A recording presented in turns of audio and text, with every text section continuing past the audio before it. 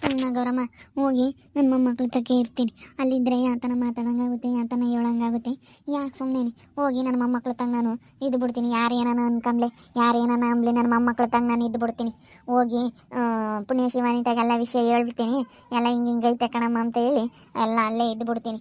ಏನಾನ ಮಾತಾಡೋಂಗಾಗುತ್ತೆ. ನಾವೊಂದು ಮಾತಾಡೋದು ಅವ್ರೊಂದು ಮಾತಾಡೋದು. ಸುಮ್ಮನೆ ಯಾಕಮ್ಮ ಬಿಡಾಕ, ಸುಮ್ಮನೆ ಹೋಗ್ಬಿಟ್ಟು ಅವ್ರ ಹತ್ರ ಇದ್ಬಿಡಿ. ಹೋಗಿ ಚೆನ್ನಾಗಿ ನೋಡ್ಕೊಂತಾರೆ, ಲವಕುಶ ಚೆನ್ನಾಗಿಬ್ರು ದುಡಿತಾರೆ, ಚೆನ್ನಾಗಿ ನೋಡ್ಕೊಂತಾರೆ. ಸುಮ್ಮನೆ ಅಲ್ಲೇ ಇದ್ಬಿಡಿ. ಈ ಚೈತ್ರಮ್ಮನಿಗೂ ಈ ರೂತಮ್ಮನಿಗೂ ಯಾಕೆ ಬುದ್ಧಿ ಇಲ್ವಾ ಗೊತ್ತಿಲ್ಲ. ಅರ್ಥಕೊಂಬಕ್ಕೆ ಹೋಗ್ಬಿಡ. ಸುಮ್ಮನೆ ಜನ ಈಗ ಇಲ್ಲಿ ಓತು ಅಂದರೆ ಹುಲಿ ಓತು ಅಂತಾರೆ. ಯಾಕೆ ನಾನು ಪುಣ್ಯಮಂತ ಶಿವನಿತಾಗ ಅಷ್ಟೇ ಹೇಳೋದು. ನೀನು ಯಾರ ತಗೋ ಹೇಳೋಕೋಗ್ಬಿಡಿ, ಭಾಗ್ಯಮಂತಾಗಲಿ ಯಾರ ತಗೋ ಯಾತಿ ಹೇಳೋಕೋಗ್ಬೇಡ. ಇಲ್ಲ ಇಲ್ಲ ಹೇಳಿ, ಯಾರ ತಗೋ ಯಾತಿ ಹೇಳಲ್ಲ. ಹೋಗಿ ಅಲ್ಲೇ ಹೋದ್ರೆ ಚಲೋ ಇರ್ತೀರ ನೀವು. ಹೋಗಿ ಹೋಗ್ಬಿಟ್ಟು ಎಲ್ಲ ವಿಷಯ ಹೇಳಿ ಸುಮ್ಮನಲ್ಲಿ ನನ್ನ ಪಾಡಿಗೆ ನಾನು ಅಲ್ಲಿ ಇದ್ಬಿಡ್ತೀನಿ. ಆ ಹುಡುಗರು ನೋಡ್ಕೊಂಡು ಇರು ಇರಾಜಿ ಇಲ್ಲೇ ಇರಾಜಿ ಇಲ್ಲೇ ಇರಾಜಿ ಅಂತಾರೆ. ಅದಕ್ಕೆ ಪಟಾಲಿ ಕಾಲಿಕ್ಕಲ್ಲ. ನಾನು ಸುಮ್ಮನೆ ಅಲ್ಲೇ ಇದ್ಬಿಡ್ತೀನಿ. ಬಂದು ಕರೆದ್ರೂ ಹೋಗಲ್ಲ ನಾನು. ನನ್ನ ಪಾಡಿಗೆ ನಾನು ಇಲ್ಲೇ ಆ ಹುಡುಗರು ನೋಡ್ಕೊಂಡು ಹೆಂಗೆ ಅವ್ರು ಮಾಡಿಕ್ಕಿರೋದು ಉಂಟ್ಕೊಂಡು ಇದ್ಬಿಡ್ತೀನಿ. ಏನು ಅಕ್ಕ ತುಂಬ ಒಳ್ಳೆಯವರು. ನಾನು ಇನ್ನೇನು ಯಾತು ಕೇಳಲ್ಲ. ತುತ್ತು ಮುದ್ದೆ ಇಕ್ಕಿದ್ರೆ ಸಾಕು. ನಮ್ಮ ಅಜ್ಜಿಗೂ ಹೇಳಿ ಬರ್ತೀನಿ. ನಾನು ಅಲ್ಲಿರೋಲ್ಲ ಕಣಜ್ಜ ಅಂತ ಹೇಳಿ ಬಟ್ಟೆ ತಗೊಂಡು ಬಂದ್ಬಿಡ್ತೀನಿ ನೋಡು. ಅವ್ರಿಗೂ ಹೇಳಿ ಇನ್ಯಾವತ್ತು ನಾನು ಅಲ್ಲಿಗೆ ಹೋಗೋದೇ ಇಲ್ಲ. ನನ್ನ ಮೊಮ್ಮಕ್ಕಳೆಲ್ಲಿ ಇರ್ತಾರೆ ಅಲ್ಲಿ ಇದ್ಬಿಡ್ತೀನಿ. ಅವರೇ ಇರ್ಲೇಳು. ಬರೀ ಕಂಡಾರ್ನ ಕರ್ಕೊಂಬಂದು ಮನೆಗೆ ಕಿಕ್ಕೊಂಬ್ಲೇಳು. ಕಂಡಾರ್ನ ಅದಕ್ಕೆ ಬಿದೆಗೆ ಹೋಗಾರ್ನ ಅಂತಾರನ. ಏನಿಂದಾಳಲ್ಲ ಮುಂದಾಳಲ್ಲ ಅವಳನ್ನ ಕರ್ಕೊಂಬಂದು ಮನೆಗೆ ಕಿಕ್ಕೊಂಡು ನೋಡಿ ಇವತ್ತು ಹೆಂಗೆ ಮಾಡ್ತಾ ಇದ್ದಾಳೆ. ನನಗನ್ನಿಸ್ತೈತೆ, ನನಗನ್ಸೋ ಪ್ರಕಾರ ಏನೋ ಸಂಬಂಧ ಇರಬೇಕು ಇಬ್ಬರು ನಡುವೆ, ಏನೋ ನಡೀತಾ ಐತೆ ಅಂತ ಅನ್ನಿಸ್ತೈತೆ ನನಗೆ. ಅವರಿಬ್ರು ಮಾತಾಡ್ತಾ ಇರೋದು ನೋಡಿದರೆ ಹಂಗೆ ಅನ್ನಿಸ್ತೈತೆ. ನಾನು ಸುಮ್ಮನೆ ಮಾತಾಡಲ್ಲ, ಎಲ್ಲ ನೋಡಿ ಮಾಡಿ ಮಾತಾಡೋದು. ಏನಪ್ಪ ಇದು ಹಿಂಗೆ ಮಾತಾಡ್ತಾ ಇದ್ದಾಳೆ ಅಮ್ಮ ಅಂತ ಅನ್ಕೊಬೋದು. ಕಣ್ಣಾರೆ ನೋಡಿರೋದಕ್ಕೆ ನನಗೆ ಅನುಮಾನ ಗೊತ್ತಾಯ್ತು. ಅವ್ನು ಯಾವಾಗ ಎಲ್ಲ ಫೋನು ದುಡ್ಡು ಎಲ್ಲ ತಗೊಂಬಂದು ಕೊಡೋದೆಲ್ಲ ನೋಡಿದ್ನೋ ಆವಾಗಲೇ ಗೊತ್ತಾಯಿತು ಏನೋ ನಡೀತಾ ಐತೆ ಅವರಿಬ್ಬರು ಮಧ್ಯೆ ಅಂತೇಳಿ ನನಗೆ ಗೊತ್ತಾಯಿತು. ಪುಣ್ಯ ಶಿವಾನಿತಾಗೆ ಹೇಳ್ತೀನಿ. ಯಾರು ತಗೋ ಶಾನೆ, ಯಾರು ತಗೋ ಹೇಳಕ್ಕೆ ಹೋಗಲ್ಲ. ಯಾಕೆ ಸುಮ್ಮನೆ ನಮ್ಮನೆ ಮರ್ಯಾದೆ ನಾವೇ ತಕ್ಕೊಳಂಗಾಗುತ್ತೆ. ಯಾರ ಹತ್ರನೂ ಯಾತಿ ಹೇಳಕ್ಕೆ ಹೋಗಲ್ಲ. ನಾನು ಪ್ರೀತಿಗೆ ಹೇಳ್ತೀನಿ. ಪ್ರೀತಿ ಬೋತಾ ಇದ್ದಾಳೆ. ಬಾರಮ್ಮ ಪ್ರೀತಿ ಅಲ್ಲೋಡಲಿ. ನೀನು ಅನ್ಕೊಂಡಂಗೇನೆ ಆಗ್ತಾಯಿದ್ದೆ ಅಲ್ಲ. ಏನು ಜಯಂತಿ ಏನು ಹೇಳ್ತಾ ಇದೆಯಾ? ಏನು ನಾನು ಅನ್ಕೊಂಡಂಗೆ ಆಗ್ತಾಯಿದ್ದೆ? ಏನಾಗ್ತಾಯಿದೆ? ಆ ಕರಿಯಮ್ಮನ ಮನೆಯಕ್ಕೆ ಬಿಡ್ಕೋಬೇಡ್ರಿ ಅಂತ ಹೇಳ್ದಲ್ಲ ನೀನು ಅವತ್ತು. ಅವಳು ಒಳ್ಳೆಳಲ್ಲ, ಅವಳು ಏನು ಬೇಕಾದ್ರೂ ಮಾಡ್ತಾಳೆ ಅಂತ. ಹಾಳೆ ನಮ್ಮ ಪ್ರವೀತಾಗೆ ಅಲ್ಲೂ ಇಲ್ಲೂ ನಿಂತ್ಕೊಂಡು ಮಾತಾಡ್ತಾವಳೆ. ಹಂಗೇನೆ 50,000 ರೂಪಾಯಿ ದುಡ್ಡು ಫೋನು ಎಲ್ಲ ಇಸ್ಕೊಂಡ್ಲು. ಅಲ್ಲಿ ಗೌರಮ್ಮನ ಮಂತಾಗೆ ಅಲ್ಲಿ ನಿಂತ್ಕೊಂಡು ಮಾತಾಡ್ತಿದ್ಲು. ನಾನು ಹೋಗಿ ಕೇಳಿಸ್ಕೊಂಡೆ ಕಣಮ್ಮ. ಅದಕ್ಕೆ ಅವಳು ನಮ್ಮ ಋತುಗೆ ಗೊತ್ತಾಗಬೇಕು. ನಾನು ಹೇಳಿದ್ರೆ ಗೊತ್ತಾಗಲ್ಲ. ನಾನು ಹೇಳಿದ್ರೆ ಬೇಜಾರಾಗುತ್ತೆ ಅವಳಿಗೆ.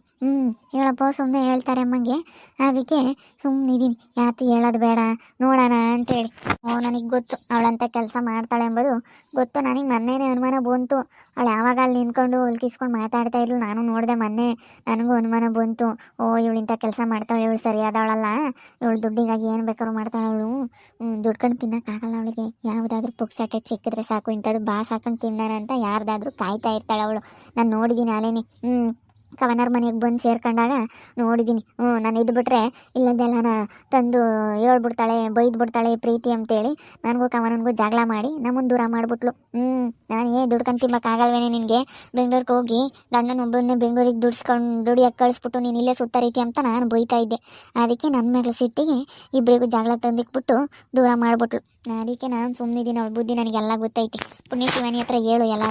ಅದಕ್ಕೆ ಹೇಳೋಣ ಅಂತ ಹೋಗ್ತಾ ಇದ್ದಮ್ಮ. ನಡಿ ನೀನು ಹೇಳಿ ಮಂತಿ. ಹೆಂಗೋ ನೋಡಮ್ಮ, ವೈಷ್ಣು ಅಕ್ಕನ ಮಗಳನ್ನ ಭುವನ್ಗೆ ಕೊಡ್ತೀವಿ ಅಂತ ಹೇಳೋರೆ. ಶಾರದ್ಗೆ ಕಣಮ್ಮ ಹೆಣ್ಣು ಹುಡ್ಕೋದಿರೋದು. ಇವಾಗ ಬೇರೆ ಇವ್ರು ಬೇರೆ ಬಂದಿಲ್ಲೇ ಅವಳೆ ಶಕ್ತಿ. ಶಾರು ಬೇರೆ ಮದುವೆ ಆಗಿಲ್ಲ. ಇಬ್ಬರು ತಂಗಿಯವ್ರ ಮದುವೆ ಮಾಡಬೇಕು. ಅವರು ಇಬ್ಬರು ಮದುವೆ ಮಾಡಿ ಅವನ ಮದುವೆ ಆಗೋ ಅಷ್ಟೊತ್ತಿಗೆ ತುಂಬ ದಿನ ಆಗುತ್ತೆ. ಹೆಂಗೋ ಭುವನ್ಗೆ ಹೆಣ್ಣು ಸಿಕ್ತು. ಇವಾಗ ಶರತ್ಗೆ ಹೆಣ್ಣು ಸಿಗೋದೇ ಇರೋದು. ಹೆಂಗೋ ಅಂತ ದೇವ್ರ ದಯದಿಂದ ಅವ್ನಿಗೊಬ್ನಿಗೆ ಆದರೆ ಸಾಕು. ಈ ತನ್ವಿ ಮುಂದೆ ಇವರಿಬ್ಬರು ಚೆನ್ನಾಗಿರ್ಬೇಕು. ಹೆಂಗೋ ವೈಷ್ಣವಕ್ಕನ ಮಗಳನ್ನ ಕೊಡ್ತೀವಿ ಅಂತ ಹೇಳೋವ್ರೆ. ಹೆಂಗೋ ಬಿಡು, ಕೊಟ್ಟು ಮದುವೆ ಮಾಡಿದ್ರೆ ಚೆನ್ನಾಗಿರ್ತಾರೆ ಎಲ್ರೂ. ಕೊಟ್ಟು ಮದುವೆ ಮಾಡಲಿ ಬಿಡು, ಚೆನ್ನಾಗಿರಲಿ.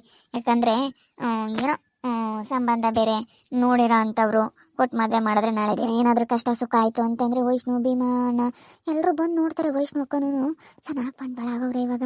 ಇಬ್ಬರು ಗಂಡ ಹೆಂಡ್ತಿ ಕೆಲ್ಸಕ್ಕೆ ಹೋಗ್ತಾರೆ. ಕಾಲಕ್ಕ ನೋಡು ಅಷ್ಟು ವಯಸ್ಸಾಗಿದ್ರು ಯಾವಾಗಿಂದಲೂ ಸೀಮೆ ಹೆಸರುಗಳನ್ನೆಲ್ಲ ಕೊಟ್ಕೊಂಡು ಜೀವನ ಮಾಡ್ತಾವ್ರೆ. ಅವ್ರು ಯಾವತ್ತೂ ಅಷ್ಟೇ ಚೆನ್ನಾಗಿ ಜೀವನ ಮಾಡ್ತಾವ್ರೆ. ಸೀಮೆ ಹೆಸರುಗಳು ಮಾತ್ರ ಯಾವತ್ತೂ ಮಾರಿಲ್ಲ.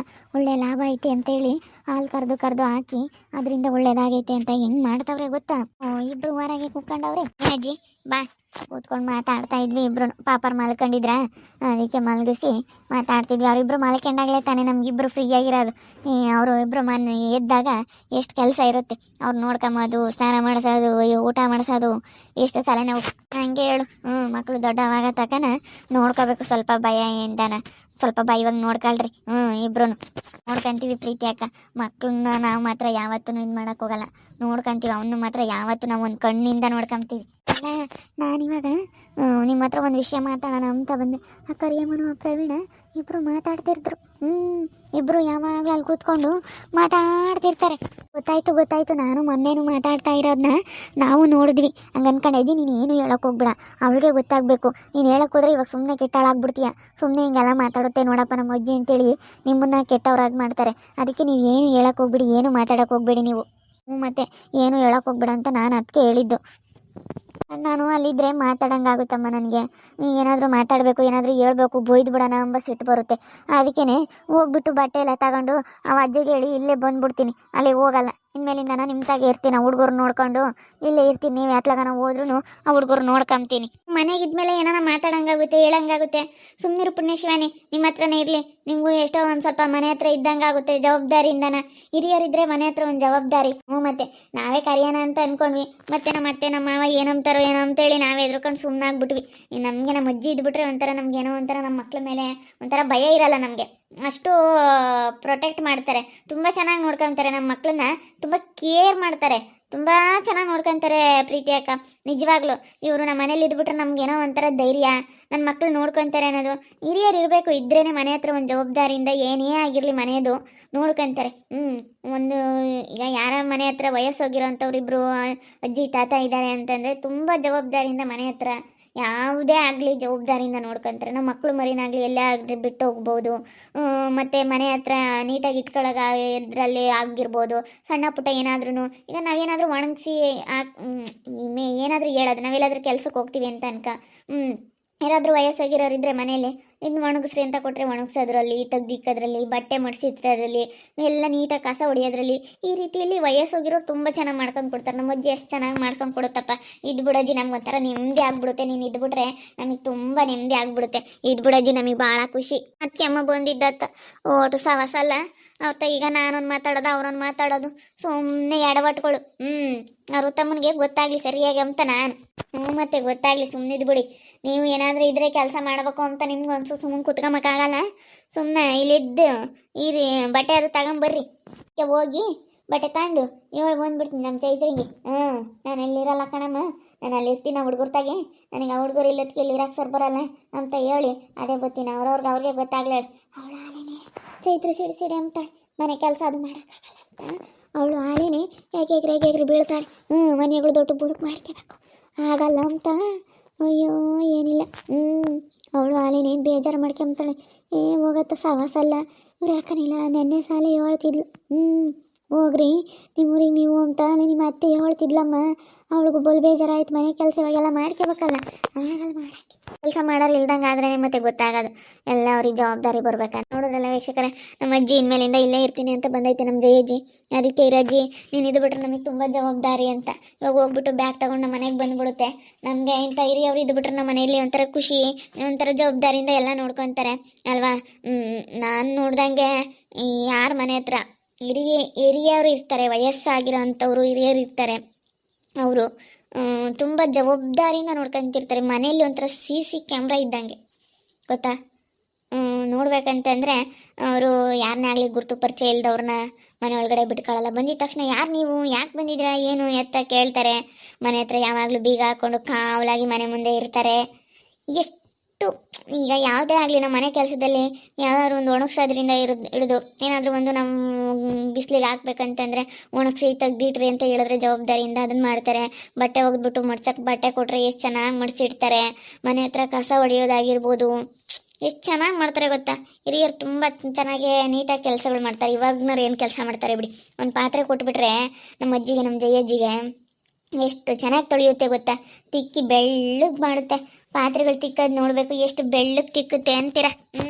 ಅಷ್ಟು ಚೆನ್ನಾಗಿ ಯಾರಾದ್ರೂ ಬಂದ್ರೂ ಅವರು ಮನೆ ಹತ್ರ ಜವಾಬ್ದಾರಿಯಿಂದ ಇರ್ತಾರೆ.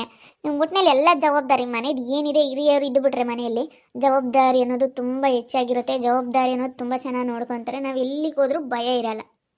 ಯಾಕಂದರೆ ಅವರು ಅಷ್ಟು ಮನೆ ಹತ್ರ ನೀಟಾಗಿ ನೋಡ್ಕೊಳ್ಳೋಷ್ಟು ಜವಾಬ್ದಾರಿ ಅನ್ನೋದು ಅವ್ರಿಗೆ ಇರುತ್ತೆ. ಅಲ್ವಾ? ನಿಮ್ಮ ಮನಸ್ಸಿಗೆ ಏನಂತ ಕಮೆಂಟ್ ಮಾಡಿ. ಅದಕ್ಕೆ ಮನೆಯಲ್ಲಿ ವಯಸ್ಸಾಗಿರೋ ಅಂಥವ್ರು ಇದ್ದಾಗ ನಾವು ಅವ್ರನ್ನ ಚೆನ್ನಾಗಿ ನೋಡ್ಕೊಳ್ಬೇಕು. ಚೆನ್ನಾಗಿ ನೋಡ್ಕೊಳ್ದಷ್ಟು ನಮಗೆ ಒಳ್ಳೆಯದು. ನೋಡ್ಕೊಳ್ಳಿ ಚೆನ್ನಾಗಿ. ಯಾರ್ಯಾರ ಮನೆಯಲ್ಲೆಲ್ಲ ವಯಸ್ಸಾಗಿರೋ ಅಂಥವ್ರು ಹಿರಿಯರಿದ್ದಾರೆ, ಅವರಿದ್ದರೆ ಅವ್ರನ್ನ ಕಳ್ಕೊಂಡ್ಮೇಲೆ ಗೊತ್ತಾಗುತ್ತೆ ಅದ್ರ ಬೆಲೆ ಏನು. ಇದ್ದಾಗ ಅಯ್ಯೋ ಇವೇ ನೀವು ವಟ ವಟ ಅಂತಾರೆ. ಅದು ವಯಸ್ಸಾದ್ಮೇಲೆ ಮಾತಾಡ್ತಾರೆ ಬಿಡಿ. ಅವರು ಹಂಗೆ ಮಾತಾಡೋದ್ರಲ್ಲೇ ಆಗಿರ್ಬೋದು, ಏನಾದರೂ ಹೇಳೋದ್ರಲ್ಲಿ ಆಗಿರ್ಬೋದು. ಅವಾಗ ನಮಗೆ ಸಿಟ್ಟು ಬರುತ್ತೆ. ಅಯ್ಯೋ ಯಾಕಾದರೂ ಇದ್ದಾರೆ ವಟ ವಟ ವಟ ಅಂತಾರೆ, ತಲೆ ತಿಂತಾರೆ, ಸುಮ್ಮನೆ ಇರೋಕ್ಕಾಗಲ್ವಾ ವಯಸ್ಸಾದ್ಮೇಲೆ ಹಂಗೆ ಹಿಂಗೆ ಅಂತ ಅವಾಗ ಸಿಟ್ಟು ಬರುತ್ತೆ. ಅವ್ರು ಎಲ್ಲೋ ಟೈಮಲ್ಲಿ ಏನು ಅವಾಗ ಜವಾಬ್ದಾರಿ ಅನ್ನೋದು ನಮ್ಗೆ ಅವಾಗ ಅವರಿದ್ದಾಗ ಬೆಲೆ ಗೊತ್ತಾಗಲ್ಲ. ಅವ್ರು ಇಲ್ದಾಗ ಅದ್ರ ಕಷ್ಟ ಏನಂತ ಅದು ಕಳ್ಕೊಂಡ್ಮೇಲೆ ಗೊತ್ತಾಗೋದು. ಹಿರಿಯರನ್ನ ಆದಷ್ಟು ಚೆನ್ನಾಗಿ ನೋಡ್ಕೊಳ್ಳಿ ಅಂತ ಹೇಳ್ತಾ ಈ ವಿಡಿಯೋನ ಇಲ್ಲಿಗೆ ಮುಗಿಸ್ತಾ ಇದ್ದೀನಿ. ಮುಂದಿನ ವಿಡಿಯೋದಲ್ಲಿ ಸಿಗ್ತೀನಿ. ವಿಡಿಯೋ ಇಷ್ಟ ಆಗಿದ್ರೆ ಲೈಕ್ ಮಾಡೋದನ್ನ ಮಾತ್ರ ಮರಿಬೇಡಿ. ದಯವಿಟ್ಟು ಕಮೆಂಟ್ ಮಾಡಿ ತಿಳಿಸಿ. ನಿಮ್ಮ ಮನೇಲಿ ಯಾರಾದರೂ ವಯಸ್ಸಾಗಿರೋರು ಇದ್ದಾರಾ, ಇದ್ರೆ ಜವಾಬ್ದಾರಿಯಿಂದ ನಿಮ್ಮ ಮನೆ ಹತ್ರ ಎಲ್ಲ ನೋಡ್ಕೊಳ್ತಾರಾ ಅಂತೇಳಿ ಕಮೆಂಟ್ ಮಾಡಿ ತಿಳಿಸಿ. ಹಾಗೆ ನಿಮ್ಮ ಫ್ಯಾಮಿಲಿ ಮೆಂಬರ್ಸ್ ಜೊತೆ ಆದಷ್ಟು ವಿಡಿಯೋನ ಶೇರ್ ಮಾಡಿ, ಸಬ್ಸ್ಕ್ರೈಬ್ ಮಾಡ್ಕೊಳ್ಳಿ ಅಂತ ಹೇಳ್ತಾ ವಿಡಿಯೋನ ಇಲ್ಲಿಗೆ ಎಂಡ್ ಮಾಡ್ತಾ ಇದ್ದೀನಿ. ಮುಂದಿನ ವಿಡಿಯೋದಲ್ಲಿ ಸಿಗ್ತೀನಿ. ಎಲ್ಲರಿಗೂ thank you. Tata, bye bye, see you.